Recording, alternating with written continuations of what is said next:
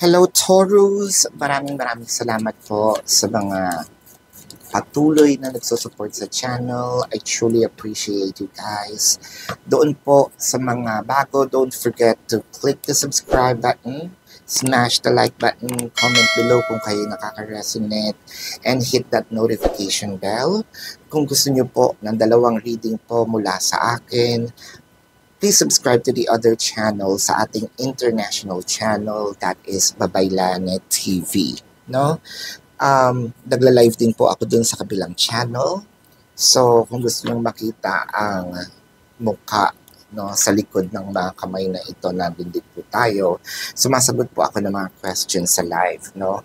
Pero kung wala naman po kayong time, may magandang balita ako sa inyo, no? Kung hindi nyo naaabutan yung live, so sumasagot din po ako ng questions sa comment section, no? So itong video na to may comment section sa baba po.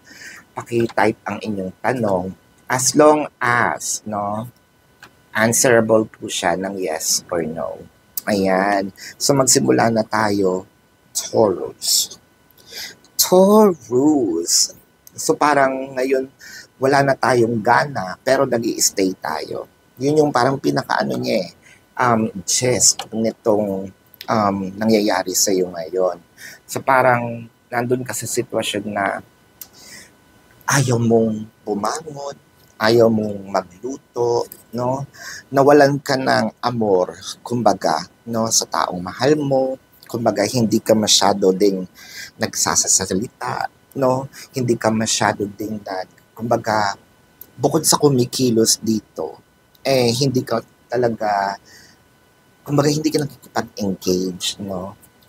When it comes to the family life, siguro nandito ka sa part na, ay, hindi ko pa kasi kayang bumukod. Kahit medyo ayoko mag-stay, wala akong magagawa, nandito, no? Pero kung sa tutuusin lang, kung meron lang akong sapat, no, na kakayahan, matagal na akong umalis, no? Ganon din naman sa mga mag-asawa na nakikita ko, baka nakatira tayo sa biyenan, no? Parang sinasabi mo, ay, kung meron lang talaga, no? Kasi nakaalis na. Pero so far, nandito ako, nagtsatsaga, nagtitiis, no? Kung meron naman din yung sa mga nag-aaral, baka naman, kung meron lang akong sapat, sana hindi ako nagtatrabaho ngayon, nakafocus ako sa pag-aaral, or hindi ako pahinto-hinto. Pero hindi ko binibitawan yung pag-aaral. Mas priority ko ang pag-aaral with the patience in here kasi mas importante sa akin. Ayan na naman tayo sa diploma o diskarte. Yung sa'yo, nagdidiskarte ka para makakuha ng diploma, no? Huwag tayong pumasok doon. Sa medyo mag-go deeper sa topic na yun, no? Hayaan nyo na yung TikTok. Ayan. So, nakikita ko naman dito is dadating yung time na makikita nyo na, eto na pala. Nakakaya ko na pala siyang gawin. No? Nakakita din ako ng hope.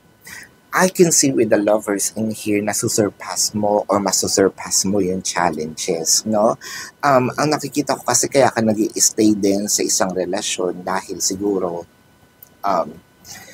sabihin natin na yun nga, mahal natin yung tao, mas pinipili natin ipaglaban, no? Mas pinipili natin ipaglaban kung ano yung pangarap natin, pinipili natin ipaglaban yung sigaw ng puso natin. Which is, kumbaga, this is very noble kasi balanse ka dito eh. Meron kang part ng ina-accept mo yung reality na wala pa ako, hindi ko pa siya nakukuha. Pero sooner someday, or probably one day, no, makukuha ko siya, ma-achieve ko siya, naniniwala ako sa sarili ko, naniniwala ako na kaya kong gawin. With the Page of Pentacles in here, probably, siguro nagsisimula ka na rin mag-save, nawan ng money, with the Five of Swords. Kumbaga, hindi mo talaga siya binabitawan. Yes, meron mga challenges sa buhay natin, pero with the Five of Swords, you'd rather face the challenges. Kumbaga, Taurus, hindi ikaw yung tipong, ay, paparating yung challenges, tatakbuhan ko, no? Sabihin natin na, ay, may utang ako, tatakbuhan ko. Huwag tayong ganun, ha? Oh, alam ko, Taurus, hindi yan ganyan. With the Seven of Cups, the Wheel of Fortune, and the Page of Swords. So, napaka-madiskarte nating tao dito, no? Sabi ko, huwag tayong bumalik sa diploma diskarte. Pero lumabas kasi yung Seven of Cups.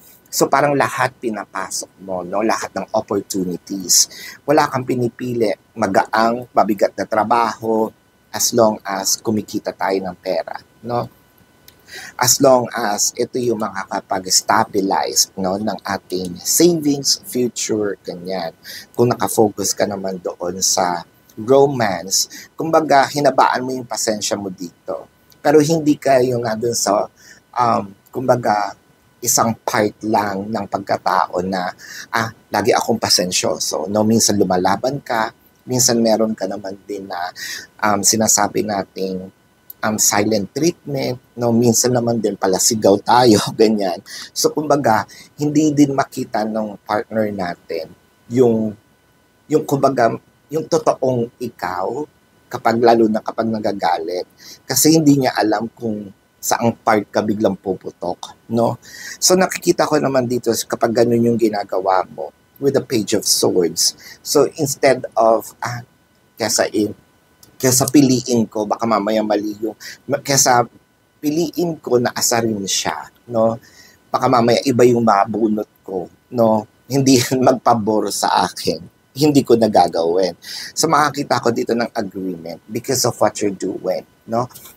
With the Justice, the Queen of Swords, and the Four of Wands.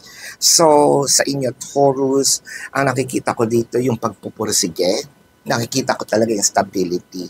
Ngayon, kung nandun naman kayo sa trabaho ninyo at yung sinasabi natin na kumbaga you're checking for an opportunity in here to step up the ladder, nakikita ko naman na yes, hindi tayo sumusuko. Siguro may mga times na paulit-ulit nating ina-applyan yung specific position. So nakikita ko naman is someday very soon, ma-achieve mo yon, no? Probably if you wanted to become a supervisor, no? If you wanted to become at least one of the owners, probably shareholders, why not, no? Sky's the limit when it comes to pangarap. Kung meron kang ganitong sabihin natin drive, so it's actually no doubt na hindi mo makukuha, no, yung gusto mong ma-achieve with the Hangman in here, the Magician, and the Nine of Cups. So ito yung sinasabi natin wish fulfillment. Kumbaga, nasa pace ka ng sitwasyon na oo, wala akong gana, no, pero hindi ako sumusuko. Kumbaga, meron akong nagpapahinga pero hindi ako sumusuko. No, with the Nine of Cups, okay lang. Kasi naman, yung gawin mo yung isang bagay, tas pangit yung kinalalabasan. No, nagpahinga pero hindi sumuko. Hindi mo kinalimutan yung laban. Hindi mo kinalimutan yung pangarap. No, actually, habang nagpapahinga ka nga, yung isip mo kasi, ang daming parang mga downloads, no, na ito pala ang dapat kong gawin, no. So, physical, nagpapahinga ka, pero yung utak mo, takbo din ng takbo, no? Knight of Swords, the Six of Cups, and the Four of Cups. Naku, parang, ang message lang dito, huwag mong mamadaliin, no, ang mga bagay-bagay. Kasi baka ma-miss mo yung opportunity, no?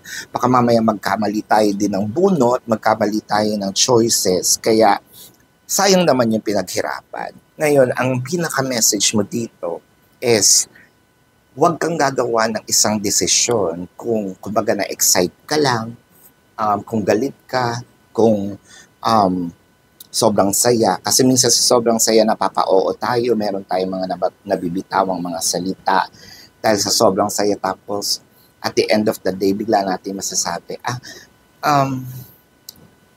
hindi pala, no? Either hindi ko pala kaya or hindi ko naman talaga siya gustong gawin, napa-oo lang ako, no? So yun ang pinaka-message, pero ang nakikita ko dito, yung stability hinahanap mo, mabuti na lang talaga, no? Na hindi ikaw yung taong pabigla-bigla, no? Um, Tulad ng sinabi ko, with this, you're actually winning, no? Kumbaga nananalo ka na. Kumbaga sa laban, liamado ka na, no? Ayan. So tingnan natin ang ang zodiac sign ng taong mahal mo, no? It could be their sun sign or it could be a placement in their chart. So I'm seeing here water placements, especially Pisces. I'm seeing Sagittarius, no? Pisces napaka-dominant, no? Leo, Cancer, Scorpio actually, nandito. Libra, no? Gemini. Ayan, so ito ang iyong Leo, no? Bago ko makalimutan. So ito ang iyong reading. Taurus, maraming salamat po sa pag-support. Para po sa mga bago, don't forget to click the subscribe button, smash the like button, comment below kung kayo nakaka-resonate, join our live sessions, and comment niyo po kung kayo merong mga katanungan. Maraming salamat. Love and light. Namaste and see you po sa susunod na reading. Goodbye.